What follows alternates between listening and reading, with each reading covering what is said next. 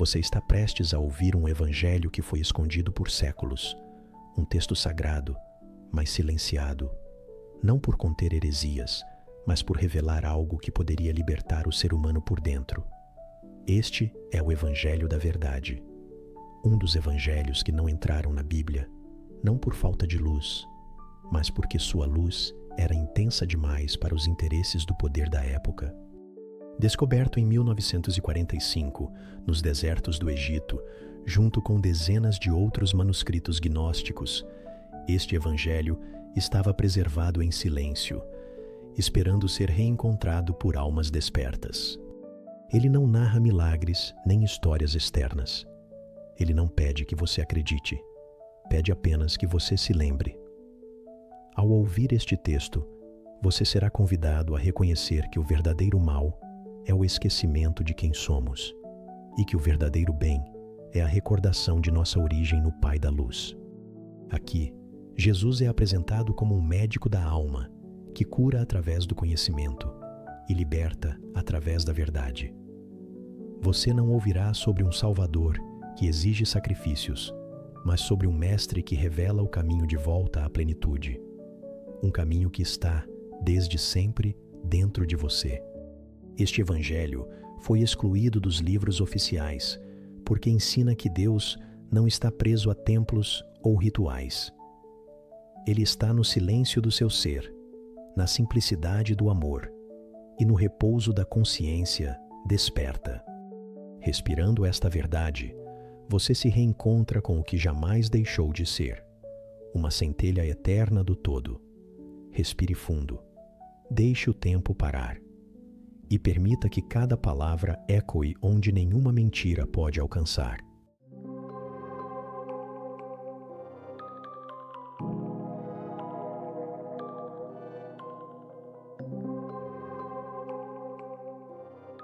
O Evangelho da Verdade é alegria para aqueles que receberam do Pai da Verdade a graça de conhecê-lo através da força do Logos, que veio do pleroma e que está no pensamento e na mente do Pai.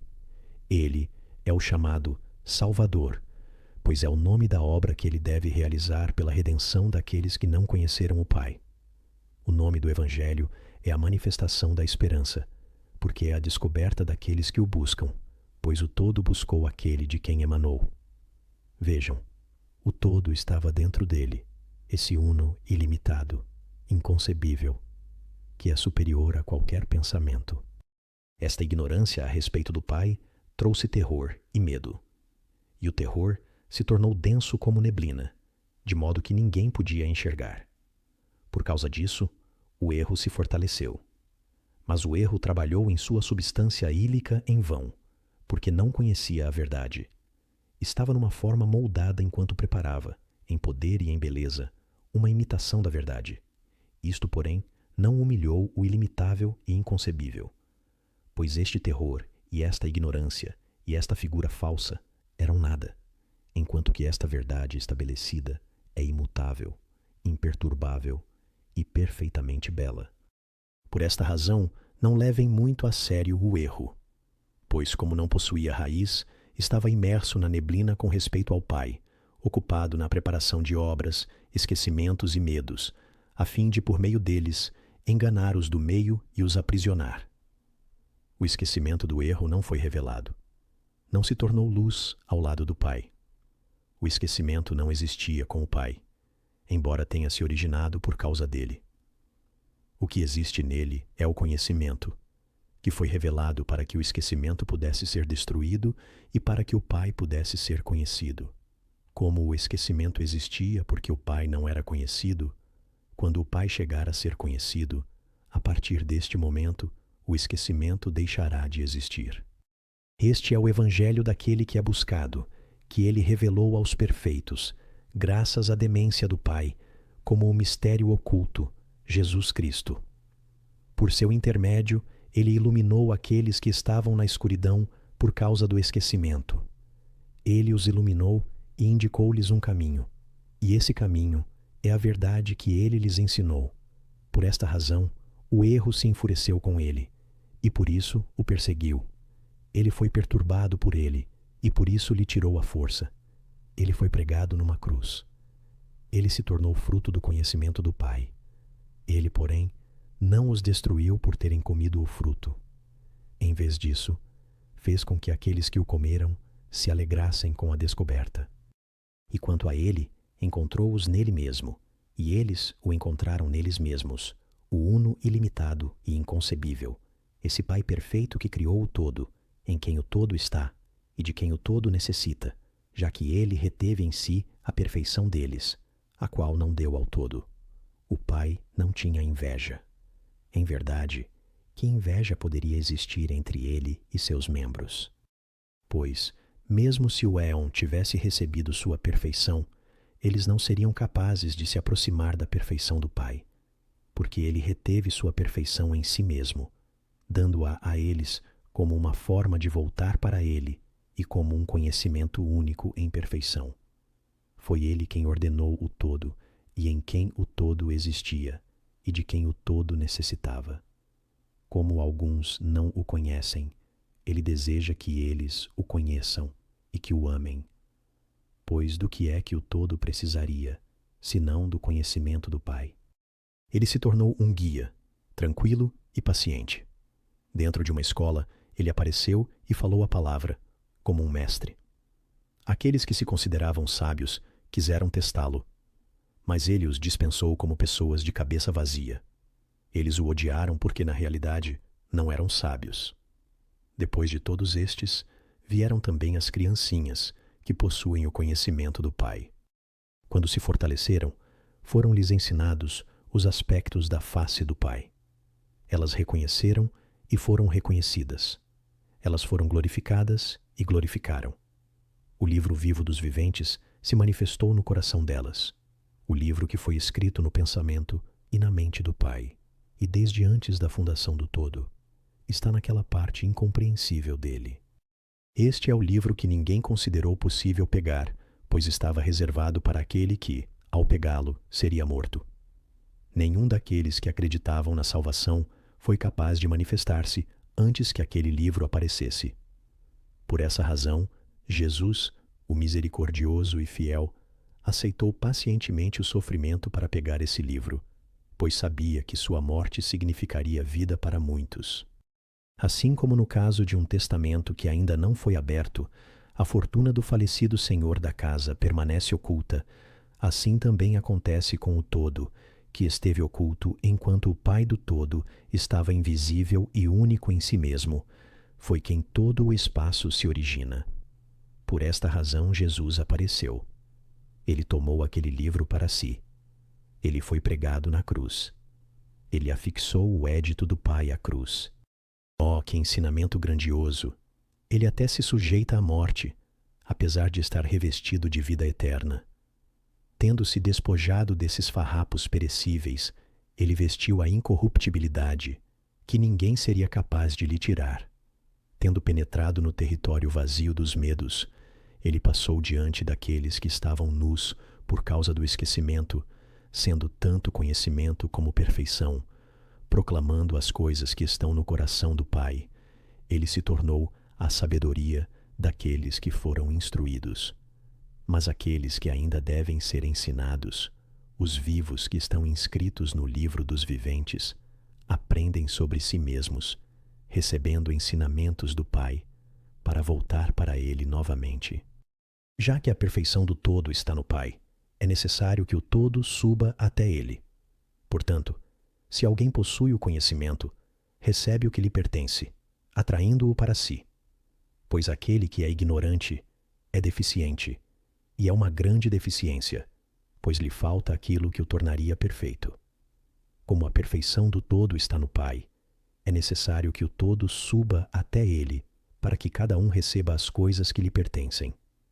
Ele as registrou antecipadamente, tendo-as preparado para serem dadas àqueles que vieram dele. Aqueles cujo nome ele conhecia primeiro foram por fim chamados. Portanto, aquele que possui conhecimento é aquele cujo nome o Pai pronunciou. Pois aquele cujo nome não foi pronunciado é ignorante. Em verdade, como é que alguém ouvirá se seu nome não foi pronunciado? Pois aquele que permanece ignorante até o fim é uma criatura do esquecimento e perecerá assim. Se não fosse assim, por que estes miseráveis não têm nome? Por que não foram chamados? Portanto, se alguém possui conhecimento, é um ser que vem do alto. Se ele foi chamado, ele ouve, responde, e se volta para aquele que o chamou e sobe até ele, e sabe de que maneira é chamado. Possuindo o conhecimento, faz a vontade daquele que o chamou. Ele deseja agradá-lo e encontra a paz. Ele recebe um determinado nome. Aquele que, portanto, tiver conhecimento, sabe de onde veio e para onde vai. Ele sabe isso como uma pessoa que, tendo ficado embriagada, rejeitou sua embriaguez e, ao voltar a si, restaurou aquilo que lhe pertencia. Ele desviou muitos do erro. Ele foi na frente deles para os lugares aos quais pertenciam, de onde eles haviam saído quando erraram por causa da profundidade daquele que cerca todos os lugares, enquanto não há nada que o cerque. Foi uma grande maravilha que eles estivessem no Pai, sem o conhecerem, e que fossem capazes de partir por sua própria vontade, já que não eram capazes de conter e conhecer aquele em quem estavam, pois em verdade a vontade dele não saiu dele. Pois ele a revelou como um conhecimento com o qual todas as suas emanações concordam, ou seja, o conhecimento do livro dos vivos que ele revelou aos éons como suas letras, expondo-lhes que não são meramente vogais nem consoantes, como uma leitura sem sentido. Ao contrário, são letras que transmitem a verdade. São pronunciadas somente quando conhecidas. Cada letra é uma verdade perfeita como um livro perfeito, pois são letras escritas pela mão da unidade, já que o Pai as escreveu para os éons, para que eles, por meio das letras, pudessem vir a conhecer o Pai. Enquanto sua sabedoria medita sobre o Logos, e já que seu ensinamento o expressa, seu conhecimento foi revelado. Sua honra é uma coroa sobre sua cabeça. Como sua alegria concorda com o conhecimento, sua glória o exaltou. E revelou sua imagem, obteve sua paz. Seu amor tomou forma corpórea. Sua confiança o abraçou. Portanto, o Logos do Pai vai para o todo, sendo o fruto de seu coração e a expressão de sua vontade. Ele sustenta o todo. Ele escolhe e também toma a forma do todo, purificando-o e fazendo com que volte ao Pai e à Mãe, a Jesus da suprema doçura. O Pai abre seu peito, mas seu peito é o Espírito Santo. Ele revela seu ser oculto, que é o seu Filho, para que, através da compaixão do Pai, os éons possam conhecê-lo, concluir sua busca esgotante pelo Pai e repousar nele, sabendo que isto é o repouso. Depois que ele completou aquilo que estava incompleto, dispensou a forma disto, isto é, aquilo que estava incompleto, é o inundo, aquilo que ele serviu. Pois onde existe a inveja e a luta, existe imperfeição, mas onde existe unidade, existe perfeição. Como esta imperfeição aconteceu porque o Pai não era conhecido, quando o Pai for conhecido, a imperfeição no mesmo instante cessará de existir. Como a ignorância de alguém desaparece quando obtém conhecimento, e como as trevas desaparecem quando aparece a luz, assim também a imperfeição é eliminada pela perfeição. Certamente, a partir desse momento, a forma não se manifesta mais, mas será dissolvida na fusão com a unidade, pois agora suas obras estão misturadas. Com o tempo, a unidade completará o espaço. Por meio da unidade, cada um se entenderá. Por meio do conhecimento, se purificará da diversidade com uma visão da unidade, consumindo a matéria dentro de si mesmo, como o fogo, e a escuridão são devorados pela luz, a morte pela vida. Certamente, se essas coisas aconteceram a cada um de nós, cabe-nos pensar sobre o todo para que a casa se torne santa e silenciosa para acolher a unidade. Da mesma maneira que pessoas que se mudaram de uma vizinhança, se elas possuem vasos imprestáveis, normalmente os quebram. No entanto, o dono da casa não sofre com a perda, mas se rejubila, pois no lugar desses vasos defeituosos terá aqueles que são completamente perfeitos. pois este é o julgamento que veio do alto e que julgou cada pessoa, uma espada desembainhada de 2 gumes que corta deste e daquele lado. Quando ele apareceu, isto é, o Logos, que está no coração daqueles que o pronunciam, não era apenas um som, mas se tornou um corpo. Uma grande perturbação ocorreu no meio dos vasos, pois alguns tinham sido esvaziados, outros enchidos. Alguns foram guardados, outros descartados. Alguns foram purificados, outros quebrados. Todos os espaços foram abalados e perturbados, pois não possuíam ordem nem estabilidade. O erro foi perturbado sem saber o que fazer. Ficou preocupado, lamentou-se, ficou fora de si porque não sabia de nada. Quando o conhecimento, que é sua abolição, aproximou-se dele com todas as suas emanações, o erro ficou vazio, já que não havia nada dentro dele. Apareceu a verdade. Todas as suas emanações o reconheceram. Saudaram o Pai com um poder que é completo e que as liga a ele. Pois cada um ama a verdade, porque a verdade é a boca do Pai. Sua língua é o Espírito Santo, que o liga à verdade, afixando-o à boca do Pai pela sua língua, na ocasião em que ele receberá o Espírito Santo. Esta é a manifestação do Pai e sua revelação a seus éons. Ele revelou seu ser oculto e o explicou. Pois quem é que existe senão o próprio Pai? Todos os espaços são suas emanações. Eles sabiam que se originam dele como filhos de um homem perfeito. Eles sabiam que ainda não haviam recebido afora nenhum nome, cada um destes gerados pelo Pai. Se eles, nesta ocasião, recebem forma através de seu conhecimento, embora estejam realmente nele, não o conhecem. Mas o Pai é perfeito. Ele conhece cada espaço que há nele. Se for de seu agrado, ele revela quem ele quiser, dando-lhe uma forma e um nome, e ele lhe dá um nome e o traz para a existência. Aqueles que ainda não existem ignoram aquele que os criou. Eu não digo, portanto, que aqueles que ainda não existem são nada. Mas estão nele que irá querer que existam quando for de seu agrado, como o acontecimento que ainda está por vir. Por um lado, ele sabe, antes que qualquer coisa seja revelada, o que ele produzirá. Por outro lado, o fruto que ainda não foi revelado não sabe de nada, e é nada. Assim, cada espaço que por sua parte está no Pai provém do existente, que por sua parte o estabeleceu do não existente. Aquele que não existe jamais existirá. O que é então que ele quer que ele pense? Eu sou como as sombras e os fantasmas da noite. Quando chega a manhã, este sabe que o medo que ele sentiu era nada. Assim, eles eram ignorantes a respeito do Pai. Ele é aquele que eles não viam. Como houve medo e confusão e falta de confiança e duplicidade de pensamento e divisão, havia muitas ilusões concebidas por ele, o primeiro, bem como ignorância vazia, como se eles estivessem profundamente adormecidos e se vissem vítimas de sonhos. Ou existe um lugar para onde eles fogem, ou lhes falta força quando vêm, tendo perseguido coisas não identificadas. Ou eles desferem golpes, ou eles mesmos recebem arranhões. Ou eles caem de lugares altos, ou saem voando pelo ar, embora não tenham asas. Outras vezes, é como se determinadas pessoas estivessem tentando matá-los, mesmo que não haja ninguém os perseguindo. Ou eles mesmos matam aqueles que estão a seu lado, pois estão manchados com o sangue deles.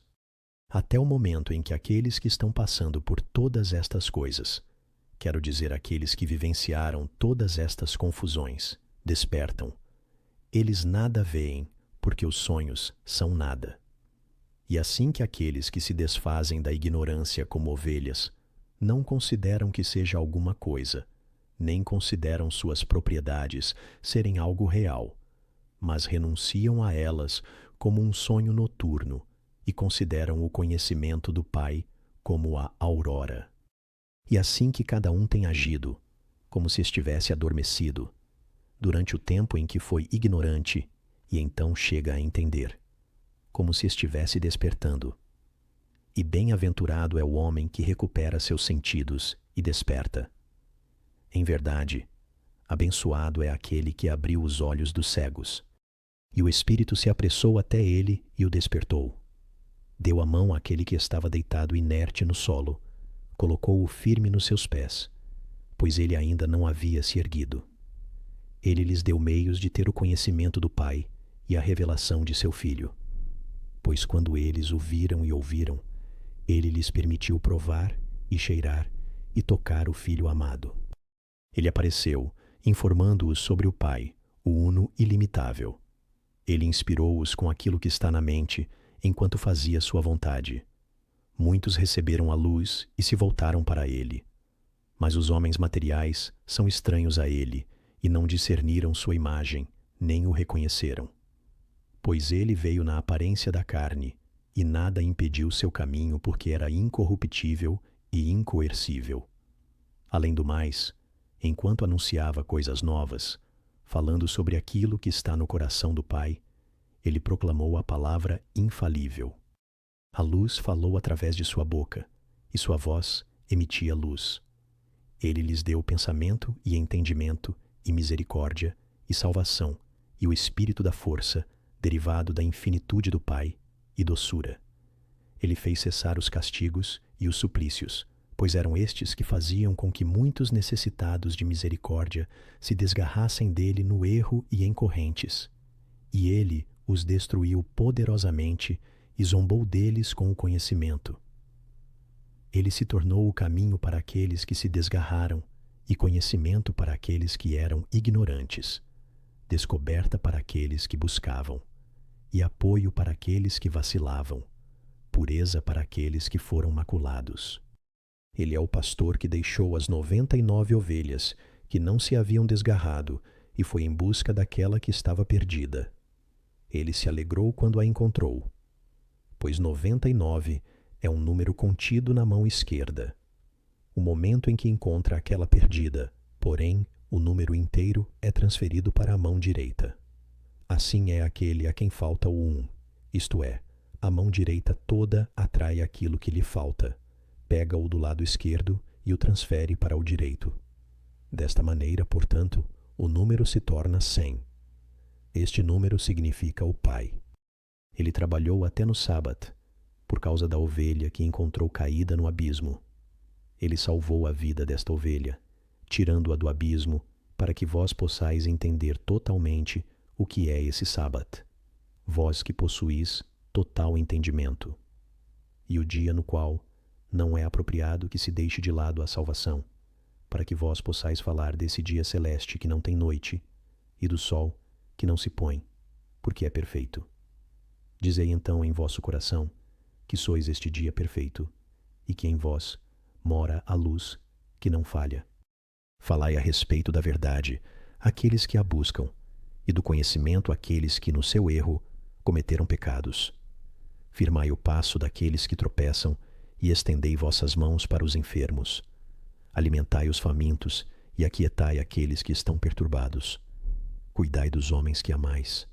Erguei e despertai aqueles que dormem. Pois vós sois o entendimento que encoraja. Quando os fortes seguem este caminho, eles se tornam mais fortes ainda. Voltai vossa atenção para vós mesmos. Não vos preocupeis com outras coisas, ou seja, com aquilo que lançastes fora de vós mesmos, aquilo que dispensastes. Não volteis a comer destas coisas. Não sejais comidos por traças. Não sejais comidos por vermes, pois vós já vos livrastes deles. Não sejais local para o demônio, pois já o destruístes. Não fortaleceis vossos últimos obstáculos, porque isso é repreensível. Pois o homem sem lei é nada. Ele se prejudica mais do que a lei, pois realiza suas obras porque é uma pessoa sem lei.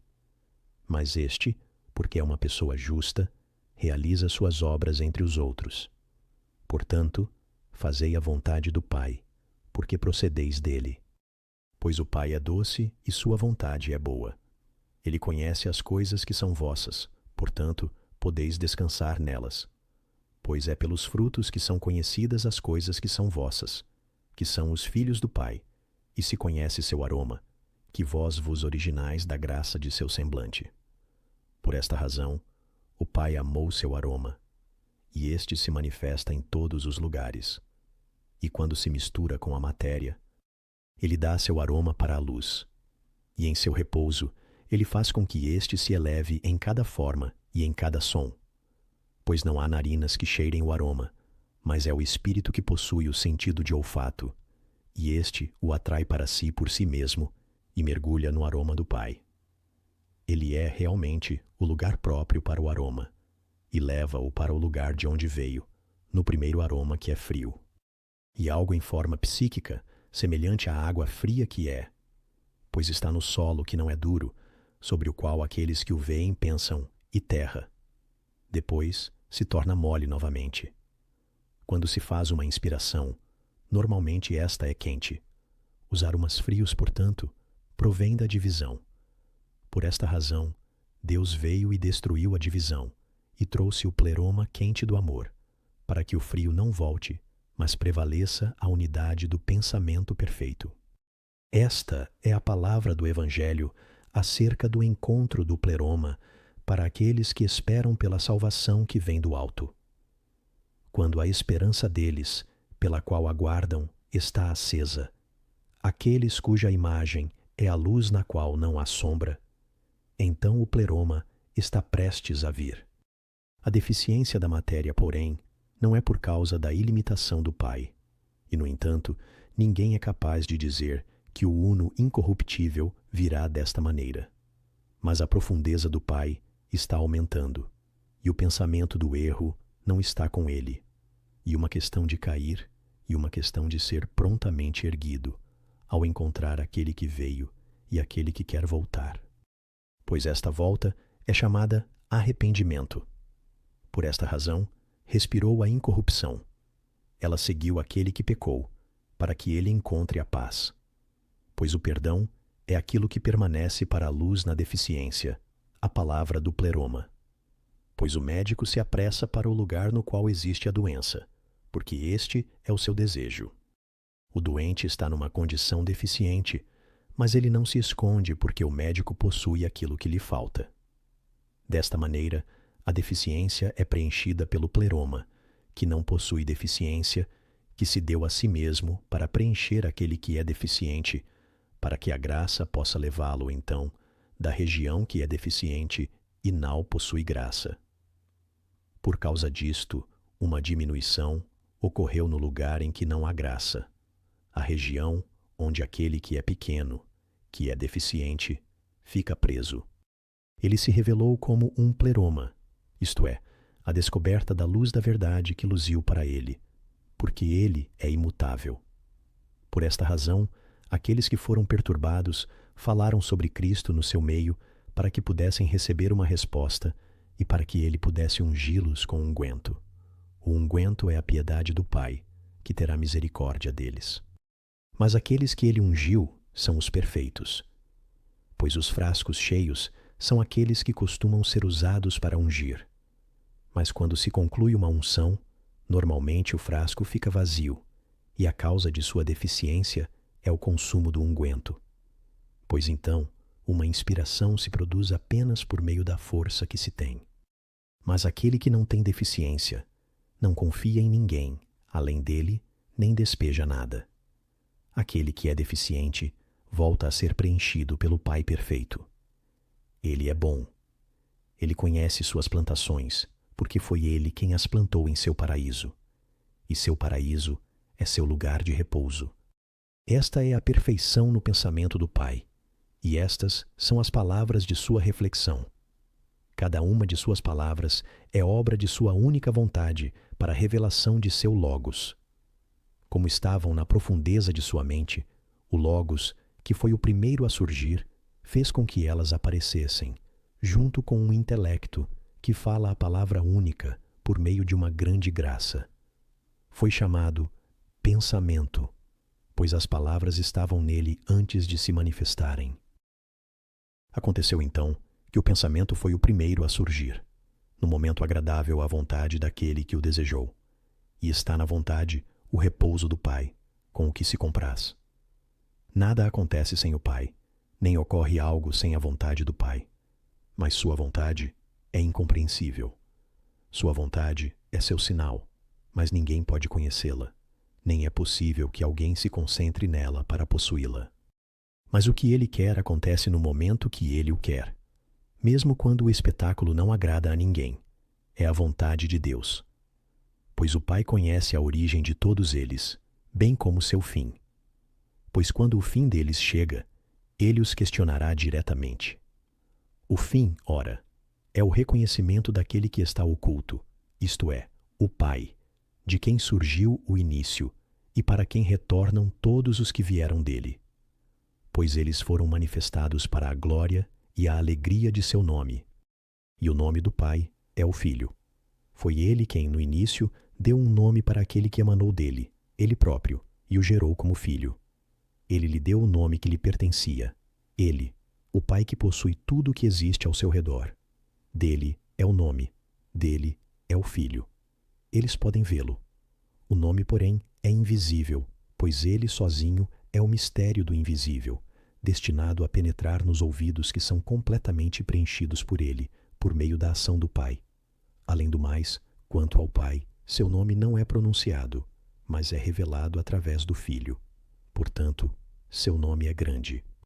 Quem então seria capaz de pronunciar um nome para ele, seu grande nome, a não ser aquele a quem o nome pertence e os filhos em quem o nome do Pai repousa, e que, por sua vez, repousam em seu nome, já que o Pai não tem início? Ele sozinho gerou um nome para si no início, antes de ter criado os éons, para que o nome do Pai pairasse acima de suas cabeças como um Senhor, isto é, o nome verdadeiro, firme em sua autoridade e no seu poder perfeito. Pois o nome não é tirado de categorias de palavras, nem é derivado do modo comum de nomear, porque é invisível. Ele deu um nome para si mesmo, porque somente ele o viu, e porque somente ele era capaz de dar-se um nome. Pois aquele que não existe não tem nome.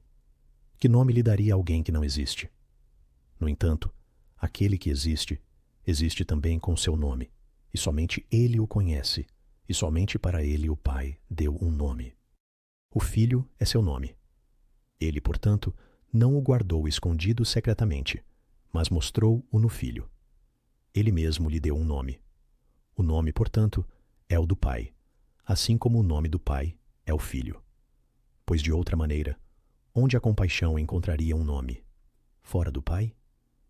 Mas alguém provavelmente dirá a seu companheiro: quem daria um nome a alguém que existiu antes dele, como se, em verdade, os filhos não recebessem seu nome daqueles que os fizeram nascer? Acima de tudo, então, cabe a nós repensar este ponto. O que é o nome? E o nome verdadeiro? E, na realidade, o nome que veio do Pai, pois é Ele quem possui o nome. Ele não tomou o nome emprestado, como no caso de outros, de acordo com a maneira particular como cada um é gerado.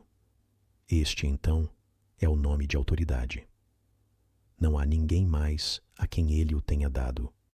Mas permaneceu não nomeado, não pronunciado, até o momento em que ele, que é perfeito, o pronunciou. E somente ele teve o poder de pronunciar seu nome e vê-lo. Quando lhe agradou, então, que seu filho fosse seu nome pronunciado, e quando ele deu-lhe este nome, aquele que veio da profundeza falou de seus segredos, porque sabia que o Pai era a bondade absoluta. Por esta razão, de fato, ele o enviou para que ele pudesse falar a respeito do lugar de repouso do qual ele havia surgido, e que pudesse glorificar o pleroma, a grandeza de seu nome e a doçura do Pai. Cada um falará a respeito do lugar do qual surgiu, e se apressará a voltar uma vez mais à região da qual recebeu seu ser essencial. E saiu daquele lugar, o lugar onde estava, porque provou daquele lugar, enquanto era alimentado e crescia. E seu próprio lugar de repouso é seu pleroma.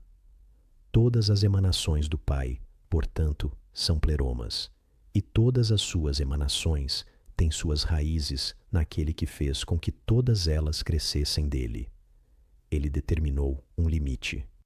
Elas, então, se manifestaram individualmente, para que pudessem ser em seu próprio pensamento, pois aquele lugar para o qual elas estendem seu pensamento é sua raiz, que as eleva por todas as alturas até junto ao Pai. Elas alcançam sua cabeça, que é repouso para elas, e permanecem ali perto, dizendo assim que compartilharam de sua face por meio de abraços. Mas as desse tipo não foram manifestadas, porque não se superaram. Nem foram privadas da glória do Pai, nem o consideravam pequeno, nem amargo, nem irado, mas absolutamente bom, imperturbável, doce, conhecedor de todos os espaços, antes de eles terem existido e sem necessidade de ser esclarecido. Assim são aqueles que possuem do alto alguma coisa desta grandiosidade imensurável, enquanto se esforçam em direção desse uno único e perfeito que lá está para eles. E eles não descem ao Hades. Eles não têm dentro deles nem inveja, nem lamentação, nem a morte. Mas repousam naquele que repousa, sem se esgotar nem se enredar na busca da verdade. Mas eles, de fato, são a verdade, e o Pai está neles, e eles estão no Pai, pois são perfeitos, inseparáveis dele que é verdadeiramente bom. Não lhes falta nada, mas repousam e são revigorados pelo Espírito, e ouvem sua raiz, e se comprazem em si mesmos, aqueles em quem ele encontrará sua raiz, e não sofrerá dano para sua alma. Assim é o lugar dos abençoados. Este é o lugar deles. Quanto ao resto, então, que saibam, cada um no seu lugar, que não me convém, depois de ter estado no lugar de repouso, dizer nada mais. Mas eu estarei nele para me dedicar, por todos os tempos, ao traído todo e aos verdadeiros irmãos, sobre quem o amor do Pai jorra e onde nada falia. São eles que se manifestam verdadeiramente, pois estão nessa vida verdadeira e eterna, e falam da luz perfeita preenchida da semente do Pai, e que está em seu coração e no pleroma, enquanto seu espírito se rejubila nela e glorifica aquele em quem existe, porque o Pai é bom, e seus filhos são perfeitos e dignos de seu nome, porque ele é o Pai. Estes são os filhos que ele ama,